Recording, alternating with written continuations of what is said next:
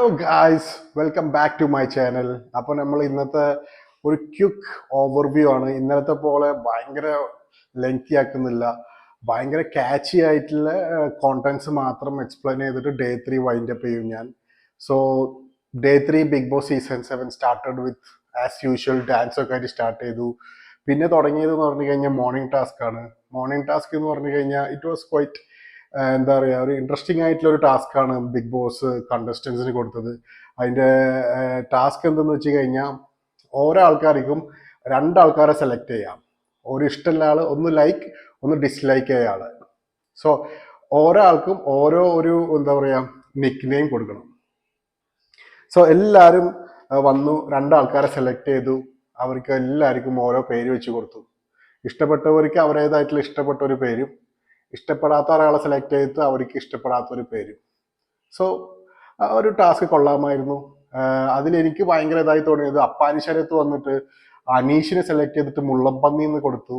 അതേപോലെ തന്നെ ബീൻസി വന്നിട്ട് അനീഷിന് ഫേക്ക് കുട്ടൻ, ശൈത്യ വന്നിട്ട് അനീഷിന് ടിൻറ്റുമോൻ, അതേപോലെ ശാരിക വന്ന് അനീഷിന് എന്താണ് അട്ട വേസ്റ്റ്, അനുമോള് വന്നിട്ട് അക്ബറിന് കൊടുത്തത് പാഷാണത്തിൽ ക്രിമി. ദാറ്റ് വാസ് ക്വൈറ്റ് ഒരു ഡിഫറെൻ്റ് ആയിട്ടുള്ള വേർഡായിരുന്നു. അതേപോലെ ജിസേല് വന്നിട്ട് അത് ഞാൻ I was expecting rowdy, Appani ശരത്തിന് കൊടുത്ത ഒരു നിക് നെയിമാണ്. പിന്നെ നൂറ ആദില വന്നിട്ട് അനീഷിന് കൊടുത്തത് മിസ്റ്റർ അപ്പി. ഈ മിസ്റ്റർ അപ്പി അവർ ഉദ്ദേശിച്ചത് എനിക്ക് തോന്നുന്നത് ഫ്രം ട്രിവാൻഡ്രം പെർസ്പെക്റ്റീവിലായിരിക്കും, കുട്ടി എന്നായിരിക്കും അല്ലേ? I don't know. നിങ്ങൾക്ക് അറിയണമെങ്കിൽ എൻ്റെ കമൻറ്റ് ബോക്സിലൊന്ന് നിങ്ങൾക്ക് എന്താണ് മനസ്സിലായതെന്ന് കമൻറ്റ് ചെയ്യൂ. പിന്നെ അനീഷ് വന്നിട്ട് അനുമോൾക്ക് കൊടുത്തത് ചതിയെത്തി. സോ എവ്രി വൺ രണ്ടാൾക്കാരെ സെലക്ട് ചെയ്തിട്ട് രണ്ട് പേര് എന്താണ് രണ്ട് നിക് നെയിംസ് കൊടുത്തു.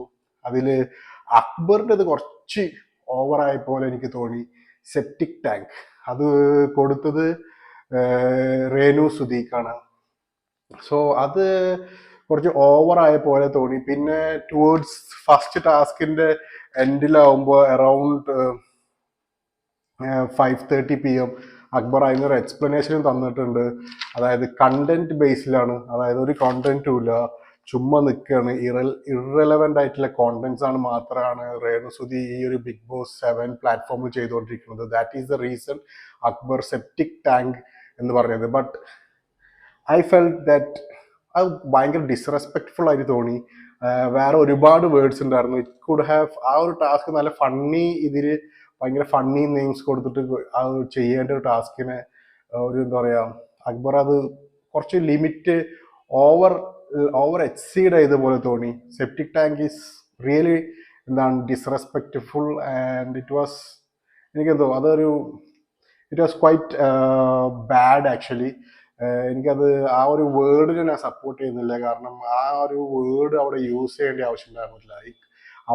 അക്ബറിന് വേറെ കുറേ വേർഡ്സ് യൂസ് ചെയ്യാറുന്നു. ബട്ട് സെപ്റ്റിക് ടാങ്ക് അതൊരു കുറച്ച് ഓവറായി പോയി തെറി. ബട്ട് സ്റ്റിൽ അവസാനം വന്നിട്ട് മാപ്പ് പറയാം ചേച്ചിനോട്, റീനു സുധിയോട് മാപ്പ് പറയാന്നൊക്കെ പറഞ്ഞിട്ടുണ്ടായിരുന്നു. സോ അത് അവിടെ തീർന്നു. സോ ഒരു ഫണ്ണി ടാസ്കിന് ഇപ്പൊ ബിഗ് ബോസ് കൊടുത്തൊരു ഫണ്ണി മോർണിംഗ് ടാസ്ക് ആയിരുന്നു. Went quite well. എന്തൊക്കെ ആയി കഴിഞ്ഞാലും ഈ ഒരു സീസണിൽ ഒരു കാര്യം എനിക്ക് ഇപ്പൊ മനസ്സിലായി. കാരണം ഡേ 3, ഡേ 0, 1, 2, 3, തേർഡ് ഡേ എല്ലാവർക്കും സ്പേസ് ആണ്, സ്ക്രീൻ ടൈം ആണ് വേണ്ടത്. അനാവശ്യത്തിനും ആവശ്യമില്ലാത്തതിനും ചുമ്മാ കിടന്ന് അലമ്പുണ്ടാക്കുന്നുണ്ട്. ഒരു റീസണും വേണ്ട, ചുമ്മാ അലമ്പാണ് അങ്ങോട്ടും ഇങ്ങോട്ടും. ഇതിൽ ഇപ്പോഴും എന്താണ് വളരെ സൈലന്റ് ആയി നിൽക്കുന്ന കുറച്ച് ആൾക്കാരുണ്ട്. ശൈത്യ, അതേപോലെ RJ ശാരിക, രേണു സുധി ഇന്ന് കുറച്ചും കൂടിയും സെന്റിമെന്റൽ സ്ക്രീൻ ടൈം കുറച്ച് കിട്ടാൻ നോക്കിയിട്ടുണ്ട്. ആ ഫസ്റ്റത്തെ ആ ഒരു സെപ്റ്റിക് ടാങ്ക് വിളിച്ചതിന് ശേഷം ഒരുപാട് സ്വന്തം ബിഗ് ബോസ് ക്യാമറയോട് കുറെ സംസാരിക്കുന്നൊക്കെ ഉണ്ടായിരുന്നു. ആള് അക്ബർ ചെയ്തത് അത് തെറ്റാണെങ്കിലും അത് നല്ല പോലെ യൂട്ടിലൈസ് ചെയ്തിട്ട് രേണു സുധി. എനിക്ക് തോന്നുന്നില്ല ഈ ഫസ്റ്റത്തെ വീക്കിൽ രേണു ഔട്ട് ആവുന്ന. കുറച്ച് ഇമോഷണൽ സെന്റിമെന്റൽ വേർഡ്സ് ഒക്കെ അങ്ങോട്ട് കിട്ടാനുള്ള ചാൻസ് ഉണ്ട്. ഇത് അക്ബർ സ്ത്രീ എന്താ ആ ഒരു സ്ത്രീത്വത്തെ അപമാനിച്ചിട്ടുണ്ടെന്നല്ല, അത് ഒരിക്കലല്ല. ആ ഒരു സ്പെസിഫിക് പേഴ്സണ് കൊടുത്ത പേരാണ്. അത് രേണുസുതി വളച്ചൊടിച്ച് വേറൊരു രീതിയിലോട്ടാക്കാൻ നോക്കുന്നുണ്ടായിരുന്നു ലൈവില്. ലൈവ് കണ്ടവർക്ക് മനസ്സിലാകും. ബട്ട് ഇറ്റ്സ് നോട്ട്, സ്ത്രീത്വത്തെ ആരും ഇവിടെ അപമാനിച്ചിട്ടില്ല, അക്ബർ അപമാനിച്ചിട്ടില്ല. അക്ബർ രേണുസുധീനെ മാത്രമാണ് അത് സെപ്റ്റിക് ടാങ്ക് എന്ന് പറഞ്ഞിട്ടുള്ളത്. അതിനുള്ളത് അറൌണ്ട് 5:30 PM മൂപ്പരാൾ സോറി പറഞ്ഞിട്ടുണ്ട്. സോ അത് സോൾവ് ആയിട്ടുണ്ട്. സോ ഈ ഒരു ഇതിൽ ഈ ഒരു എന്താ പറയുക, ഒരു നല്ലൊരു ഓപ്പൺ വൈൽഡ് കാർഡ് കിട്ടിയത് രേണുസുധീനാണ്. നല്ലൊരു എന്താണ്, ഓഡിയൻസ് ആയിരുന്നു ഒരു ഇമോഷണൽ സെന്റിമെന്റൽ അറ്റൻഷൻ ഇപ്പൊ കിട്ടിയിട്ടുണ്ടാവും. വോട്ട് കുറച്ച് കൂടും. I think week 1 Renusudhi safe ആയിരിക്കും മിക്കതും. Not 100%, I think. പിന്നെ എന്ന് പറഞ്ഞു കഴിഞ്ഞാൽ അക്ബർ ആൻഡ് ഷാനവാസ് തമ്മിൽ എന്തൊക്കെയോ നടക്കുന്നുണ്ട്. വരും എപ്പിസോഡുകളിൽ അത് കാണാൻ പറ്റും. അവർ തമ്മിൽ ഒരു വലിയൊരു അടി പൊട്ടാനുള്ള ചാൻസ് ഉണ്ട്. ഷാനവാസ് ആൻഡ് അക്ബർ ഇങ്ങനെ ചൊറിഞ്ഞ് നടക്കുന്നുണ്ട്. Will find it out in coming days. പിന്നെ നടന്നത് വീക്ക്ലി ടാസ്ക് ആയിരുന്നു. വീക്ക്ലി ടാസ്ക് എന്ന് പറഞ്ഞു കഴിഞ്ഞാൽ അറൌണ്ട് 3 മണിയാകുമ്പോൾ 3 PM big boss weekly task കൊടുത്തു. കോയിൻ ആയിരുന്നു. അതിൽ 3 കോയിന്, ഒന്ന് റെഡ്, ഒന്ന് ബ്ലാക്ക്, ഒന്ന് ഗോൾഡ്. ഗോൾഡിന് സൂപ്പർ പവർ ഉണ്ട്. ബ്ലാക്ക് കിട്ടിക്കഴിഞ്ഞാൽ ഷുവറായിട്ടും പണി കിട്ടും. സോ ഫസ്റ്റ് റൗണ്ടിൽ തന്നെ ആദ്യം ഗോൾഡ് കിട്ടിയത് അക്ബറിനായിരുന്നു. സോ അക്ബറിന് ആ ഒരു സൂപ്പർ പവർ ബിഗ് ബോസ് കൊടുത്തത് എന്താന്ന് വെച്ച് കഴിഞ്ഞാൽ, നെക്സ്റ്റ് റൗണ്ട് ആ പോഡിയത്തിൽ നിന്ന് ഒരു ഗോൾഡ് കോയിനും കിട്ടിക്കഴിഞ്ഞാൽ നെക്സ്റ്റ് വീക്ക് എന്താണ് നോമിനേഷനിലോട്ട് ഒരാളെ അക്ബറിന് സെലക്ട് ചെയ്യാൻ പറ്റും. അതിന് അക്ബർ സെലക്ട് ചെയ്ത ആള് ആര്യനായിരുന്നു. ആര്യൻ എന്നിട്ട് സെക്കൻഡ് റൗണ്ട് ആ കോയിൻ ടാസ്ക് കളിച്ചു. ബട്ട് ഗോൾഡ് കിട്ടിയില്ല. ഗോൾഡ് കിട്ടി ആക്ച്വലി, പക്ഷേ മൂപ്പറുടെ കയ്യിൽ നിന്ന് അത് പോയി. ആ ബസറിന്റെ ആ സമയത്ത് അത് ഷാനവാസ് അടിച്ചു മാറ്റി. So Shanavas got the gold coin. എന്നിട്ട് ആ ഒരു സൂപ്പർ പവർ അക്ബർ ക്യാൻസലായി.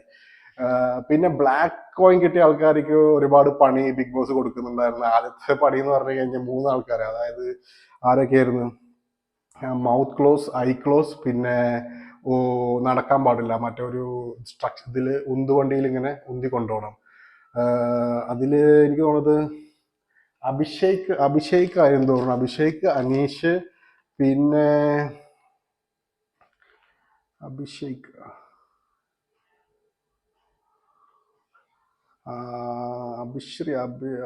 ഓക്കെ.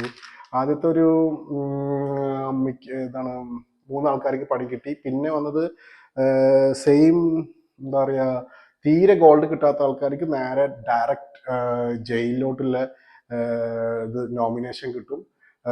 പിന്നെ എന്ന് പറഞ്ഞു കഴിഞ്ഞാൽ അടുത്ത റൗണ്ടിൽ അവർക്ക് പാർട്ടിസിപ്പേറ്റ് ചെയ്യാനും പറ്റില്ല. സോ അങ്ങനെയൊക്കെ ആയിരുന്നു വീക്ക്ലി ടാസ്ക് അവസാനിച്ചത്. ഇതിന്റെ ഇടയ്ക്ക് ഈ ഒരു മൊത്തം ഡേ 1 മുതൽ ഡേ 3 വരെ നടക്കുന്ന ഒരു കാര്യം എന്ന് പറഞ്ഞാൽ അനീഷിന്റെ ഓവർ ഷോ ആണ്. Very irritating. എൻ്റെ ഒരു പെർസ്പെക്റ്റീവിൽ ഭയങ്കര ഇറിറ്റേറ്റിംഗ് ആണ്. ലൈവ് കാണുന്ന ആൾക്കാർക്ക് മനസ്സിലാവും, എപ്പിസോഡ് കാണുന്ന ആൾക്കാർക്ക് മനസ്സിലാവും.